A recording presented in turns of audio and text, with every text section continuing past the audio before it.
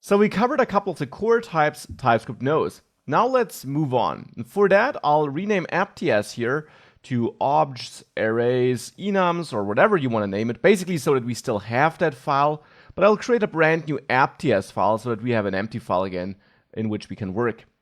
Now in this file, I want to dive into another interesting type which you find in TypeScript, and that's the union type. Now what's that?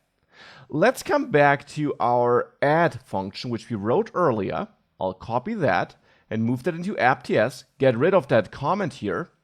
And here on add, let's close basics.ts so that we get rid of that error. Here in add, I now want to be more flexible regarding what we accept here. I will also get rid of show result and phrase. I don't need that. And the only thing I want to do is I want to calculate a result and return it, but I want to be more flexible regarding the inputs. Previously, we made sure that we only work with numbers. Now let's say we actually name this combine, and it should work with both numbers and strings, because it turns out we can combine both numbers and strings with this plus operator. The only difference is that in one scenario, we get back a number as a result. In the other scenario, we get a concatenated string, as we actually already saw earlier in this module. But now I want to allow this behavior, because you could have an application where you want to have a flexible combination function that does work with numbers and strings. Therefore, I will also name this input1 here, and this input2, and combine these two now. But we will have one problem, of course. Right now, we set both parameters to be numbers. This means that we can call this function as long as we do want to work with numbers. Let's say down there we're creating a new constant, combined ages, and there I call combine and pass in 30 and 26 here as ages in whatever application we're building. And I thereafter console log combined ages. Well, it shouldn't be too surprising that if we now compile this file here, and we then reload this page, we get 56. So this works, we get this number. But of course, we have a problem if we try to create a string here. Combined names, for example. If I try to combine Max and Anna here, then, well, we immediately get an error here that Max is not assignable to type number because this, of course, is a string. Now, of course, we could change this to accept strings instead of numbers, but now the first function call would fail. And that is where union types can help us. If we have some place in our application, be that a parameter of a function or a constant or a variable we're using somewhere, where we accept two different kinds of values, well, then a union type can help us. To tell TypeScript that we are fine with either a number or a string, we use number and then the pipe symbol here, and then the other type we also accept. And you can have more than two types. You can accept as many types here as you need. So here I only need two though, and that's therefore the type assignment I'll go with, number or string. Now I get an error here that the plus operator cannot be applied to type string or number and string or number.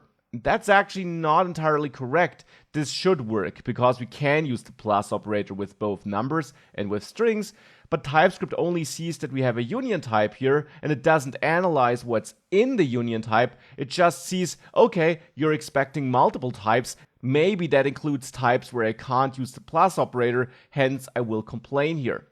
Now, thankfully, we can work around that issue though. We can add our runtime type check here and see if input1, if the type of that is equal to number, and if the type of input2 is equal to number, and then move this calculation in there. Now just one improvement. Let's create result as a variable outside of that if check because of block scoping, so that this is a variable available in the entire function, and then just assign a new value in there. So now here we check if we do have two numbers. And therefore TypeScript knows that in here, input1 and input2 both will be numbers. Now let's add a else check here. And there we can set result equal to input1 dot to string, explicitly converting this to a string. and input 2 toString. And this will then also be fine for TypeScript and JavaScript because we can concatenate 2 strings. So now we have almost the same calculation, but we make clear that here will always work with numbers, here will always work with strings, and then we return the result. And now with that, if we console log the combined names down there, and we compile this file, we'll see that once we revisit our page, we got the combined numbers there, which were simply added together, and hence we get a number as a result, and the combined names here. So this is how we can use union types to be more flexible regarding what we do in a function, for example, or anywhere else in our code.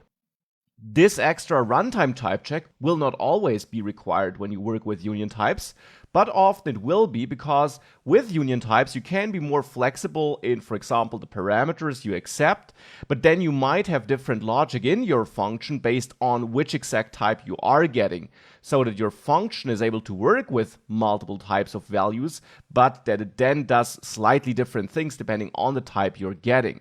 So often you might need such a runtime check when working with union types, but you'll not always need it. You will certainly also encounter situations in TypeScript programs where you can use a union type without a runtime type check. It really depends on the logic you're writing.